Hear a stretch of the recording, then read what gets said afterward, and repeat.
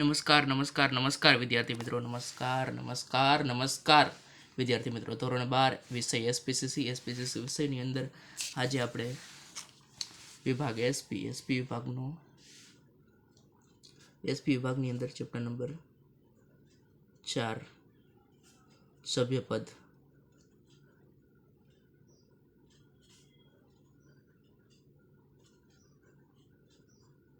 One shot lecture જોવાના છીએ. One શોટનો આ લેક્ચર આપણો થવાનો છે. આજનો લેક્ચર આપણે આજે એસપીસીસી વિષયનો વન શોટ જોવાના છીએ. એસપીસીસી વિષયનો વન શોટ લેક્ચર સભ્યપદ પૂરેપૂરું ચેપ્ટર આ જ લેક્ચરની અંદર સમજવાના છીએ વન શોટની અંદર. તો ચાલો પહેલાં તો સૌપ્રથમ આવે છે પ્રસ્તાવના, કે તમે આ પ્રકરણમાં શું શીખવાના છો તે જાણી લઈએ. કે જીએસસીબી બોર્ડ છે, ગુજરાત રાજ્ય શાળા પાઠ્યપુસ્તક મંડળ, એમને કીધું છે કે સભ્યપદ ચેપ્ટર છે એની અંદર આ પ્રકરણની અંદર તમે શું શીખશો એવો ક્વેશ્ચન પૂછો અને પછી નીચે જવાબ આપ્યો કે 4.1માં તમે શીખશો સભ્યપદ છે એનો અર્થ શું થાય છે, વ્યાખ્યા શું થાય છે. પછી આપે છે કે સભ્યપદ, સભ્ય અને શેર હોલ્ડર. એક કીધું કે વ્યક્તિ સભ્ય હોય પરંતુ શેર હોલ્ડર ન હોય, વ્યક્તિ શેર હોલ્ડર હોય પરંતુ સભ્ય ન હોય, કે વ્યક્તિ શેર હોલ્ડર હોય છે સભ્ય ન હોય. પછી કીધું સભ્ય અને શેર હોલ્ડર વચ્ચેનો તફાવત. મોસ્ટ આઈએમપી ક્વેશ્ચન છે. ત્યારબાદ કીધું સભ્યપદ કોણ મેળવી શકે,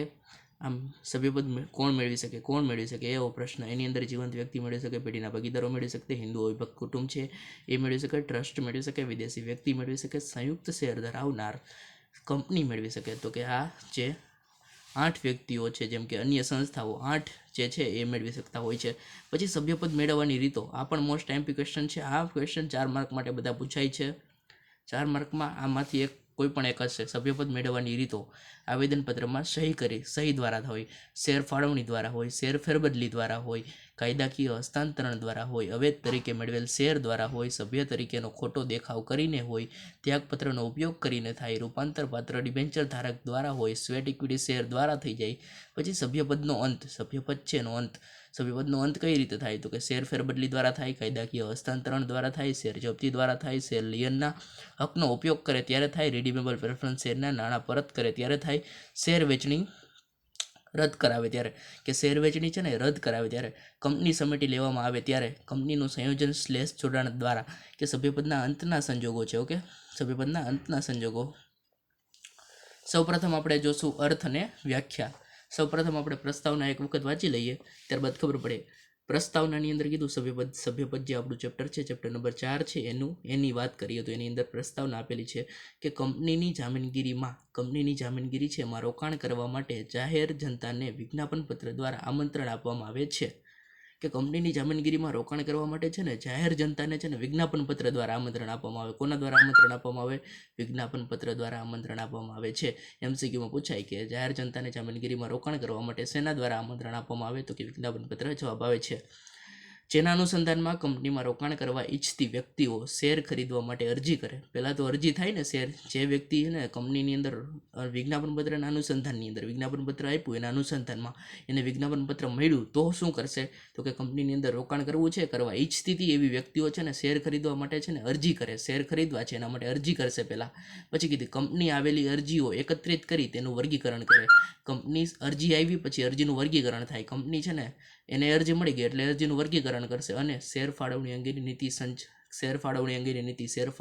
નીતિ ઘડવામાં આવશે. જે સંચાલક મંડળ છે ને એ શેર બજારના પ્રતિનિધિઓ સાથે પરામર્શ એટલે ચર્ચા વિચારણા કરશે. પરામર્શ એટલે થાય ચર્ચા વિચારણા. પરામર્શ એટલે શું થાય? તો કે ચર્ચા વિચારણા. પરામર્શ શબ્દ છે તો કે એ ચર્ચા વિચારણા દર્શાવે છે. પરામર્શ એટલે થશે ચર્ચા વિચારણા. યસ, પરામર્શ કરશે કોણ? તો કે શું કરશે?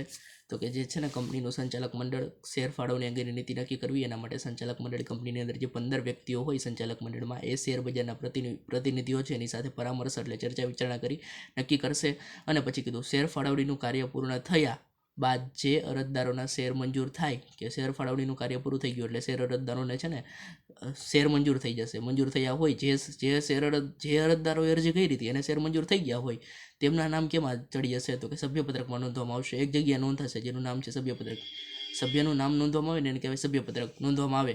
આ રીતે તેઓ કંપનીના સભ્ય ગણાય. આ રીતે શું થાય, સભ્યપત્રકમાં નામ નોંધાઈ જાય ને એટલે કીધું કે તેઓ કંપનીના સભ્ય ગણાતા હોય છે.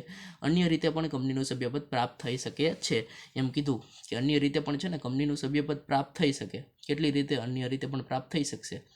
સભ્ય થયા બાદ કંપની તરફથી કેટલાક અધિકારો પ્રાપ્ત થાય છે.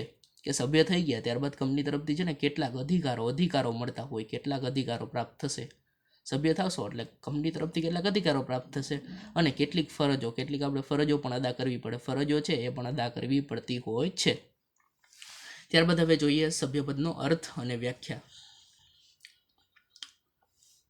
અર્થમાં કીધું કે જે વ્યક્તિ અર્થ છે, બે અર્થ આપ્યા છે, ટૂંકમાં આપ્યો છે અને અર્થ આપ્યો છે. અર્થની અંદર જો કીધું જે વ્યક્તિનું નામ લેખિત સંમતિ દ્વારા અથવા શેર અરજી દ્વારા કંપનીના સભ્યપત્રકમાં નોંધેલ હોય તે કંપનીના સભ્ય ગણાય છે. ખાસ કીધું કે 3 વખત આપણે વાંચી લેવાનું હોય કે જે વ્યક્તિ છે ને, જે વ્યક્તિ એનું નામ કેના દ્વારા, લેખિત સંમતિ, લખેલી સંમતિ, લેખિત સંમતિ દ્વારા અથવા એમ કીધું કે શેર અરજી કરી એના દ્વારા કંપનીનું સભ્યપત્રક છે ને, કંપનીનું સભ્યપત્રક છે ને એમાં નોંધેલ હોય ને તે કંપનીના સભ્ય ગણાય. સભ્યનો સૌપ્રથમ અર્થ આપ્યો ને, સભ્યપદનો અર્થ હતો, સભ્યપદની વ્યાખ્યા આપી છે આપણે. ચેપ્ટરનું નામ જ છે આપણું સભ્યપદ. તો આપણે સભ્યપદનો અર્થ પહેલાં જોઈ લઈએ કે જે વ્યક્તિ છે ને, જે વ્યક્તિ એનું નામ છે ને, એનું નામ છે એ નામ, પૂરું નામ છે, ધારો કે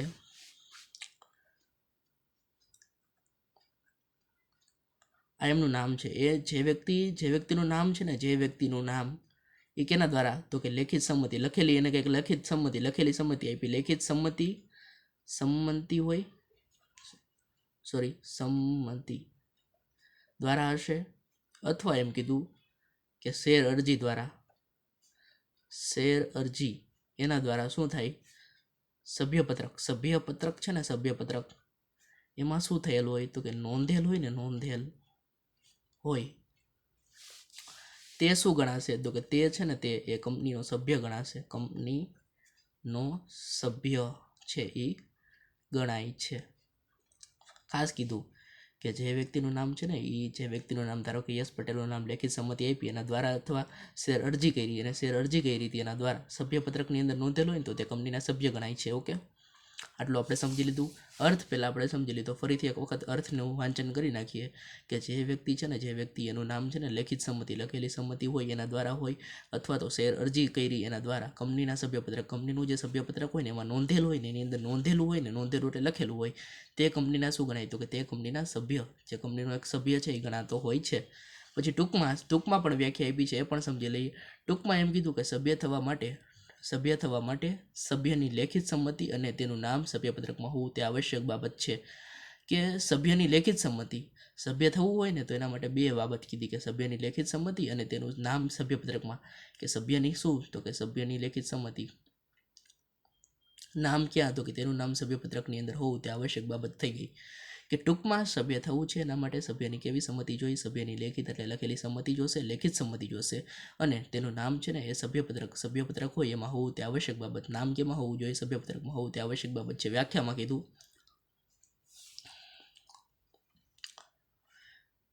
કંપની ધારામાં જણાવ્યા મુજબ, પેલી વ્યાખ્યા છે ને કંપની ધારા 2013માં જણાવ્યા મુજબ, કંપની ધારા 2013માં આપણે અત્યારે પેલી વ્યાખ્યા જોઈ લઈએ કે જે વ્યક્તિએ કંપનીના આવેદનપત્રમાં સહી કરી સભ્ય થવા માટે, બેમાંથી એક જ વ્યાખ્યા લખવાની હોય પૂછાય તો આપણે એક જ વ્યાખ્યા જોવાની છે.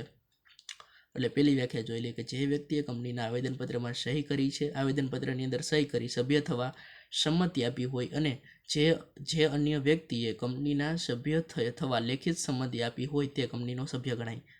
કે પેલું આપણે એમ કીધું કે આપણે થોડુંક સમજાણું હોય તો કે જે વ્યક્તિએ શું કર્યું, તો કે જે વ્યક્તિએ કંપનીનું આવેદનપત્રમાં છે ને સહી કરી નાખી અને સભ્ય થવા સંમતિ આપી. આવેદનપત્રમાં સ્થાપનાની કલમ હોય એમાં જો સહી કરે ને તો એ કંપનીનો સભ્ય ગણાતો હોય છે. એને શેર ખરીદ્યા હોય કે ન ખરીદ્યા હોય, સભ્યપત્રકમાં નામ હોય કે ન હોય પણ ગણાઈ જાય. કે જે વ્યક્તિએ કંપનીનું આવેદનપત્ર છે એમાં સહી કરી, એટલે કે સ્થાપનાની કલમ, સ્થાપના થઈ ત્યારે સભ્ય તરીકે સહી કરી હોય ને સ્થાપનાની કલમમાં, તો એ સભ્ય થવા સહી કર્યા પછી સંમતિ આપવી પડે. સભ્ય થવા સંમતિ આપવી જરૂરી છે. અને જે અન્ય વ્યક્તિ એટલે બીજો વ્યક્તિએ શું કર્યું હોય, તો કે જે અન્ય વ્યક્તિએ કંપનીના સભ્ય થવા લેખિત સંમતિ, અન્ય એટલે બીજો વ્યક્તિ, એને શું કર્યું હોય, અન્ય વ્યક્તિએ છે ને કંપનીનું સભ્ય થવું તો એના માટે લેખિત એટલે લખેલી સંમતિ આપી. જેને આવેદનપત્રમાં સહી નથી કરીને આવેદનપત્રમાં સહી કરી સંમતિ આપી છે એના સિવાયના વ્યક્તિઓ એટલે અન્ય વ્યક્તિઓ. એ અન્ય વ્યક્તિઓ એટલે કે જેણે આવેદનપત્રમાં સ્થાપનાની કલમમાં સહી નથી કરી એવા વ્યક્તિ કે જે અન્ય વ્યક્તિએ કંપનીનું સભ્ય થવું છે એના માટે લેખિત એટલે લખેલી સંમતિ આપી હોય તે કંપનીનો સભ્ય ગણાશે. વ્યાખ્યા થઈ ગઈ ને કે જે વ્યક્તિએ છે ને કંપનીના આવેદનપત્રમાં સહી કરી નાખી, પછી કીધું કે સહી કરી એટલે હવે સંમતિ પણ આપવી પડશે. સંમત હોવો જરૂરી છે. સહમત અને કહેવાય સંમતિ. શોર્ટમાં જે પુસ્તક આપણે લેખિતમાં આપે સહમત છે એવું લખાણ લખીને એને કહેવાય સંમતિ. સંમતિ એટલે મંજૂરી આપી હોય ને. અને જે અન્ય વ્યક્તિઓ રહ્યા એને કે કંપનીનો સભ્ય થવા માટે લેખિત સંમતિ આપી હોય તે કંપનીના સભ્ય ગણાય છે. આ એની વ્યાખ્યા થઈ ગઈ. ઓકે, ત્યારબાદ કંપની ધારા 2013માં જણાવ્યા મુજબ એ વ્યાખ્યા 2 વખત ખાલી વાંચી લઈએ કે કંપનીના શેર ધારણ કરનાર વ્યક્તિ પોતાના શેર ડિપોઝિટરી પાસે પણ રાખી શકે છે. આ શેરધારકના નામ કંપનીના સભ્યપત્રકમાં નોંધાયેલ ન હોવા છતાં ડિપોઝિટરીની નોંધમાં લાભાર્થી માલિક તરીકે દર્શાવેલ હોવાથી તે પણ કંપનીનો સભ્ય ગણાય છે. કે કંપનીના શેર ધારણ કરનાર વ્યક્તિ, કંપનીની અંદર શેર ધારણ કરતો વ્યક્તિ, કંપનીની અંદર શેર ધારણ કરતો જે વ્યક્તિ છે ને વ્યક્તિ એ શું કરે તો કે વ્યક્તિ પોતાના શેર છે ને ડિપોઝિટરી પાસે, ડિપોઝિટરી પાર્ટિસિપન્ટ 2 છે ને CDSL ને NSDL. આપણે ભારતમાં કેટલા ડિપોઝિટરી પાર્ટિસિપન્ટ છે MCQની અંદર VSQની અંદર પૂછાઈ જાય છે. 2 હોય છે તો કે એક છે CDSL NSDL. આનું પૂર્ણ રૂપ પણ પૂછાય છે, પૂર્ણ રૂપ. તો અહીંયા જોઈ લઈએ કે કંપનીનો શેર ધારણ કરનાર એટલે કે શેરધારક એ વ્યક્તિ છે ને એ પોતાના શેર ક્યાં રાખી શકશે? ડિપોઝિટરી એટલે depository CDSL, central depository services limited, NSDL, national securities depository limited એની પાસે પણ રાખી શકશે. આ શેરધારકના નામ છે ને, આ શેરધારકના જે નામ હોય છે નામ એ કંપનીના સભ્યપત્રકમાં નોંધાયેલ નથી. કંપનીનું સભ્યપત્રકમાં નોંધાયેલ નથી હોવા છતાં પણ એમ કીધું કે એવી નોંધ આપી કે ડિપોઝિટરીની નોંધ થઈને એમાં એમ લખ્યું હશે લાભાર્થી માલિક. કયો શબ્દ આવશે? લાભાર્થી માલિક. કયો શબ્દ તરીકે નોંધ લીધી હશે? લાભાર્થી માલિક તરીકે દર્શાવેલ હોવાથી તે પણ કંપનીનો સભ્ય ગણાય. તે પણ છે ને કંપનીનો એક સભ્ય ગણાતો હોય છે. રેડી? સભ્ય અને share holder, member and shares holder. Okay, સભ્ય તરીકે સામાન્ય રીતે સભ્ય અને શેર હોલ્ડર શબ્દનો એકબીજામાં પર્યાય તરીકે ઉપયોગ કરવામાં આવે છે. સભ્ય અને શેર હોલ્ડર કે સામાન્ય રીતે છે ને સભ્ય અને શેર હોલ્ડર છે ને પર્યાય તરીકે એટલે સમાનાર્થી શબ્દ તરીકે. શું કીધું? પર્યાય. આર્યો આ શબ્દ જો કીધું કે પર્યાય તરીકે સભ્ય અને શેર હોલ્ડર છે ને મળતા જુલતા શબ્દ છે. સભ્ય કયો, શેર હોલ્ડર કયો. પર્યાય તરીકે આપણે સમાનાર્થી તરીકે લઈએ છીએ. પર્યાય તરીકે એટલે સમાનાર્થી તરીકે એકબીજાની અંદર ઉપયોગ કરવામાં આવતો હોય છે. વાસ્તવમાં કાયદાની દ્રષ્ટિએ સભ્યો અને શેર હોલ્ડર વચ્ચે તફાવત જોવા મળે કે કાયદો છે ને કાયદો એની દ્રષ્ટિએ કાયદાકીય દ્રષ્ટિએ જોવો ને તો સભ્ય અને શેર હોલ્ડર વચ્ચે તફાવત જોવા મળે છે.